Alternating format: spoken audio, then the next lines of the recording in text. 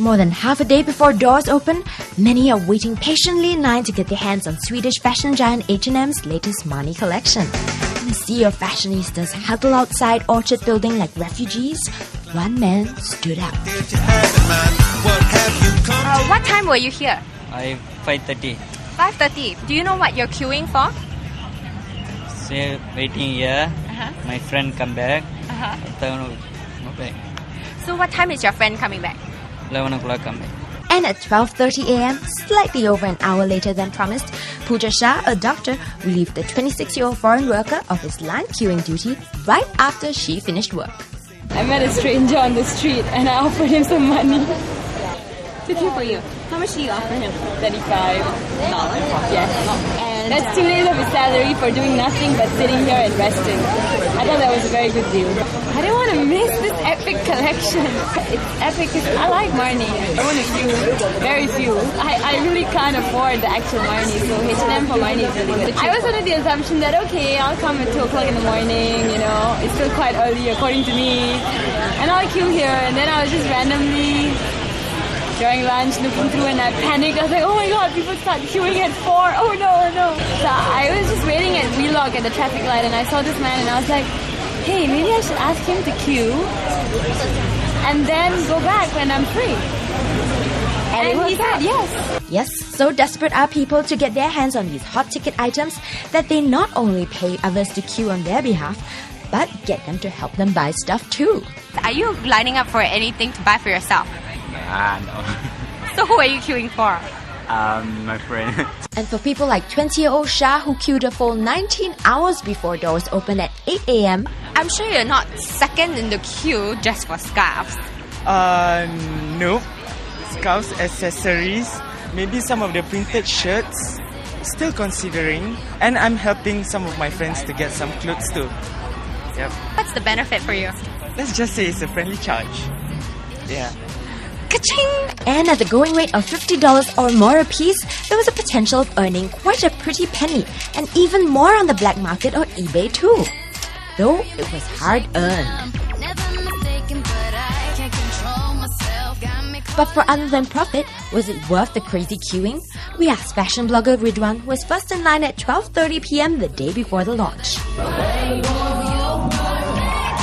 I guess, like, sometimes you have the feeling of, like, you go down to the boutiques and, like, I love this, I love that, and I'm like, oh no, it's 4,000, I cannot afford it. So, when they make things like this, it makes possible for a lot of people to actually, try to get things that they might like when they go down to boutiques and see.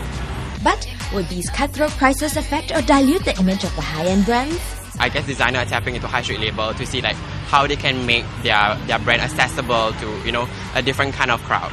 Craze for designer collaboration items was first ignited in 2004 when Karl Lagerfeld, designer behind Chanel, Fendi and Lagerfeld Gallery, designed 30 pieces for H&M.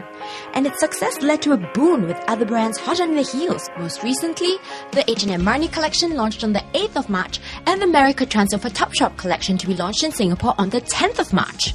Sold out within an hour in UK when it was launched, prices are already 40% higher on eBay.